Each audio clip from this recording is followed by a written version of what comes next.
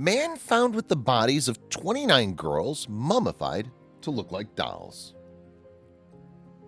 Hey lovely people, I'm Scott Leffler from Wonder Earth.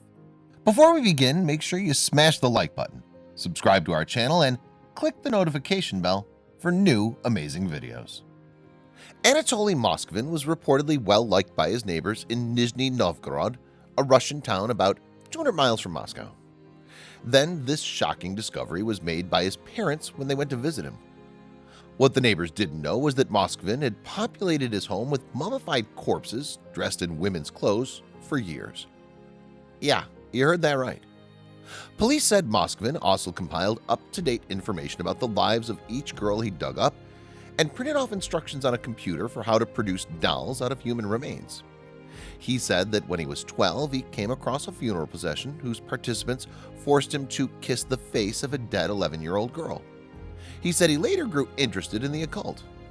I get creeped out just looking at his face. Anatoly Moskvin was a journalist, a historian, and was known as a genius in his neighborhood because he could fluently speak 13 different languages. After his parents came to visit one day, they discovered that Moskvin had been living with 29 mummified corpses dressed up like dolls in his apartment. One was even dressed up as a teddy bear. Each one of the corpses was dressed up in women's clothing. He apparently would dress them up and have parties.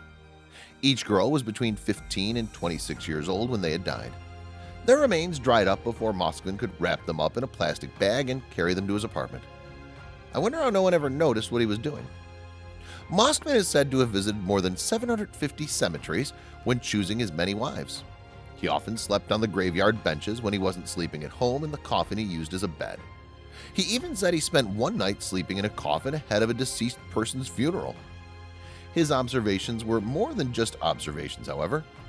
After police discovered the mummified bodies, they attempted to move one of the bodies and it played music as if on cue.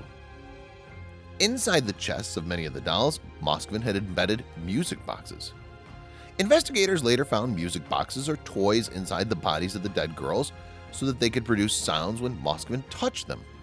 There were also personal belongings and clothing inside some of the mummies.